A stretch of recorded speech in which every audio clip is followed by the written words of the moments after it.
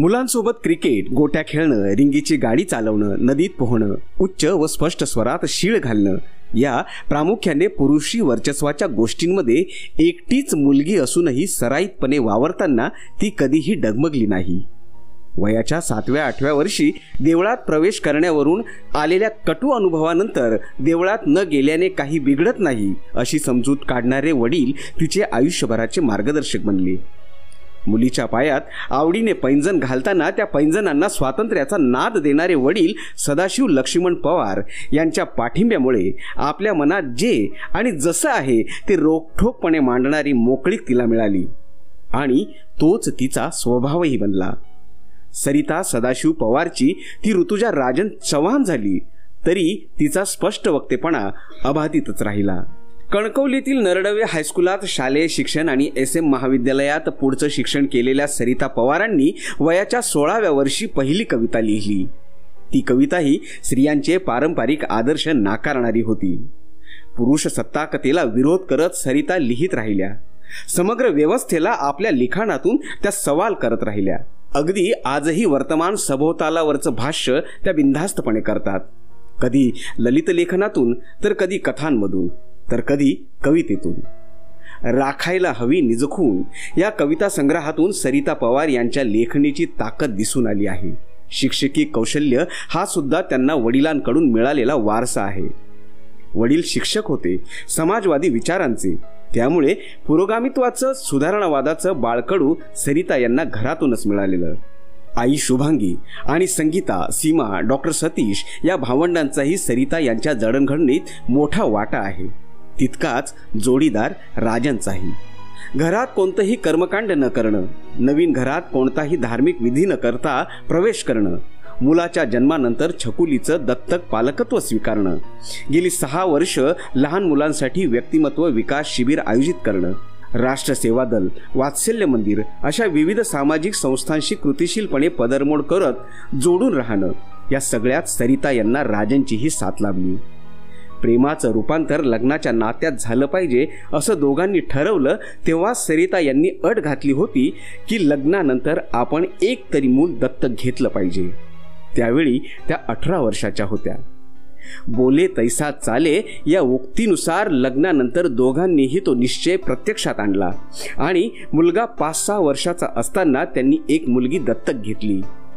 कोणत्याही मजबुरीतून नाही तर समजून उमजून मूल दत्तक घेण्याची सरिता यांची कृती या बाबतीत नाक मुरडणाऱ्या अनेकांसाठी प्रेरणादायी ठरली आहे. अनेक जोडप्यांनी पुढे त्यांचं अनुकरण केलं. शिक्षण, साहित्यिक, सामाजिक कार्यकर्ता अशा अनेकविध भूमिकात वावरताना जसे विचार तसे वर्तन हे सूत्र सरिता यांनी कायम राखलं आहे. मग दखल तर घ्यायलाच हवी. कायद्याने वागा लोक चळवळीचा 2025चा फातिमा बी सावित्री पुरस्कार सरिता पवार यांना घोषित करताना आम्हास विशेष आनंद होत आहे.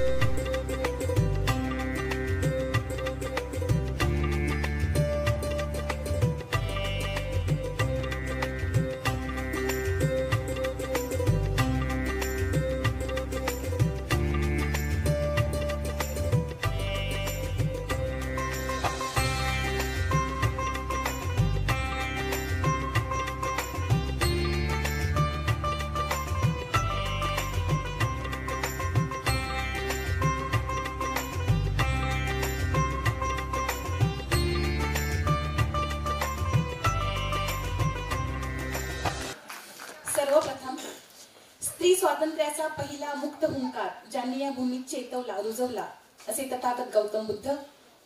मानवतावादाची 2 स्वतंत्र जागतिक विद्यापीठे असणारे क्रांतीसूर्य ज्योतिबा फुले आणि क्रांतीज्योती सावित्रीबाई फुले. त्यांच्या क्रांतिकार्यातील खडतर वाटेवरील त्यांची खंबीर साथीदार फातिमा बी. निश्चिन्न समूहांमध्ये उत्तुंग मानवी आविष्कारांची संविधान संस्कृती पेरणारे भारतरत्न डॉक्टर बाबासाहेब आंबेडकर.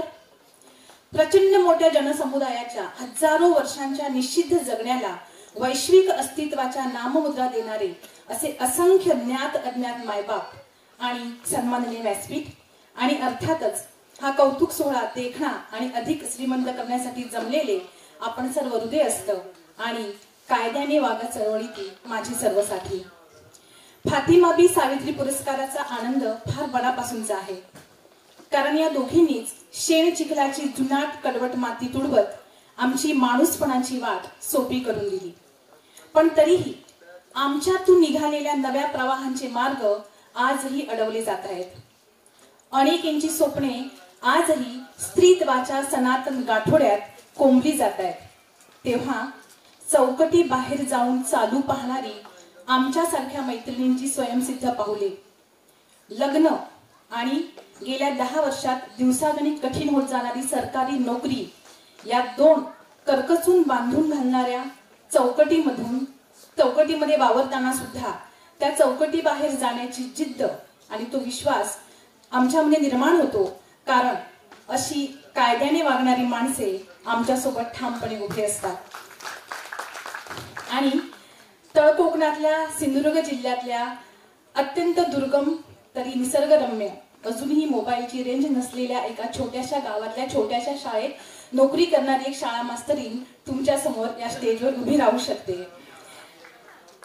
सावित्रीमाईचं कामच दुय्यम ठरू पाहणारी जमात आता जोरकसपणे फातिमा बीचं अस्तित्वच नाकारू लागली.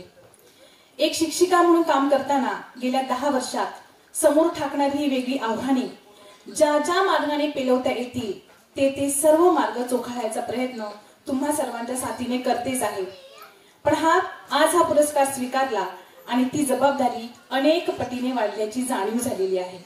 कारण गेल्या काही वर्षात दांभिक आस्तिकतेची द्वाही उच्च रवात आपल्याला ऐकू येते आणि म्हणूनच आपल्यासाठी झिजलेल्या या सगळ्या मायबापांचं अस्तित्व अधोरेखित करण्याची वेळ आणि आव्हान आपल्या सगळ्यांसमोरच आहे. आणि म्हणूनच कायद्याने वागा लोक चळवळ आणि आपण सर्व हृदयस्थ यांनी ज्या विश्वासाने जो विश्वास आम्हावर दाखवलाय तो सार्थ होईल याची प्रामाणिक ग्वाही मी आज या व्यासपीठावरून देते. पायात पैंजण बांधतानाच त्यांना स्वातंत्र्याचा नाद देणारे माझे पप्पा, मुलगी म्हणून कोणताही वय आडा न घालता मला वाढवणारी माझी आई, बायको नावाच्या मर्यादित कुंपणात मावणार नाही माझ्या जगण्याचा पैस हे लक्षात येताच नवरा नावाचा भ्रामक अहंकार ज्याने आपल्या विश्वातून हळूहळू हद्दपार केला तो राजन, माहेर सासर घर आणि नोकरी करता करता हे असे अनेक उपद्रव करणारी आपली आई, न कुरकुरता स्वीकारणारी माझी लेकरं, अनेक असंख्य असे हितचिंतक, मित्रमैत्रिणी, विद्यार्थी, समविचारी साथी, राष्ट्रसेवा दल, वात्सल्य मंदिर, ओळी परिवार यांच्या प्रती आणि अर्थातच कायद्याने वागा चळवळीतील सर्व मित्रमैत्रिणींप्रती कृतज्ञ आणि कृतज्ञच आहे. आणि शेवटी या वेगळ्या वाटेवर चालण्याची तीव्र उर्मी नकळत्या वयात ज्यांनी मला निर्माण केली आणि आजही 25 वर्षानंतर जे माझ्यासोबत हे वाट चालतायत ते माझे जिवलग मित्र महेश कुमार सर कर्जत, जे आजही माझ्यासोबत या सभागृहामध्ये उपस्थित आहेत, त्यांना मी माझा हा पुरस्कार समर्पित करते. आणि तुम्हा सर्वांचं आमच्यासोबत असणं ही देखील एक नितांत सुंदर कविताच आहे माझ्यासाठी. सोबत राहू, सोबत चालू. Thank you so much.